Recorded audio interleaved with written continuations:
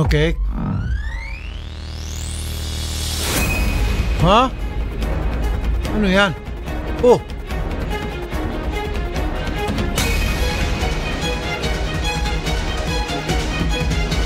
Yeah.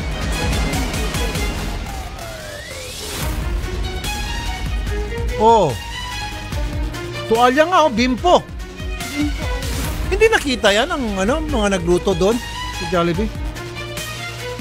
Pero parang breast part na tayo. Grabe. Paano nangyari yun? May harina pa eh.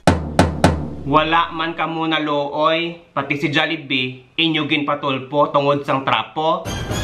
Okay lang ka mo? Pero antes na magkatag sa atong opinion, syempre manamyaw anay kita. Mga taga-Kabankalan, may adlaw sa inyo. Tani ka mo naman ang ara sa maayong kaintangan. Kag madamog salamat sa inyo nga paglantaw. Kag pagpaday nga pagsuporta sa akong mga videos. Halong gid ka mo dira. Bag-o nga issue, fresh from the farm. Jollibee, gain patulpo tungod sang trapo. Gani kung kamuhanda, pongko, plastar, pamati. Kay may ara kita sang punto por punto. Una nga punto. Tualya, may breading. Wala gid na talupangdan. Ibutang ta, wala gid na talupangdan. Wala nakitaan. Gain prito. Ang tualya nga may breading, wala gid na bungkag. Daw manok gyapon kun tan-awon. Araw-araw.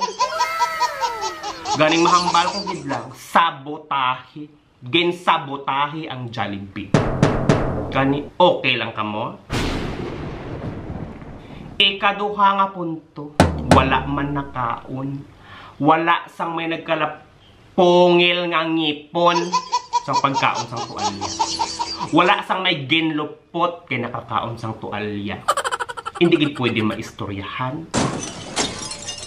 Hindi pwede ma-file ka lang sang complaint. Istoryahan sang matarong. Kaya siyempre mga nag-obra kong kisa. Ginakapoy man gid na sila kung sala gid man abi nila.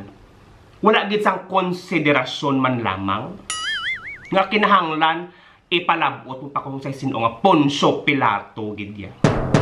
Wala gid sang konsiderasyon bes kan gamay lang. Tichay, okay ka lang. Katatlo nga punto. Di nakalabot na kay Tulfo. Nangin national issue. Ano subong ang himuon ninyo? Wala yung wala na paminsa nga nagdapo ini nga issue. Base kung mapasara ang nga branch tapos mawad-an obra ang kadaman sa ila. Di may pandemya pa.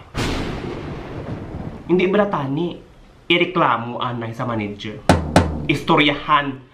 Kung wala sang aksyon, kag ginapabayan pabungol-bungulan, pues ipatulfo sila. Pero kung ginatagaan sang aksyon, tinga padakoon pa. Amo ng problema sa mga Pilipino. Beskan pila mo nakatuig ginapakaon. Nagsala ka lang sang gamay. Amo ng ilang dumdumon. Parehos man bala sa mga pista. Ponsyon, may birthday kung ano-ano pa. Gen pakaon mo na, i-chismis ka pa. Salad nila. Hindi man ito namin. Spaghetti, perte kalapsi. Lumpia ganit. Ang lechon, wala pa nakihan. Ang cake, ginatago pa kay para sa mga VIP. Gen pakaon mo na, sala mo pa. Ti how much more kung ginbayaran ang ilang ginakaon. Hulat ka. Kay ikaw mula yun. Manang iba ng mga Pilipino. Perpekto sa tanan nga aspeto. May opinion sa kada issue. Kasi siyempre, may internet kuno. Tanan na lang, maihambal sila.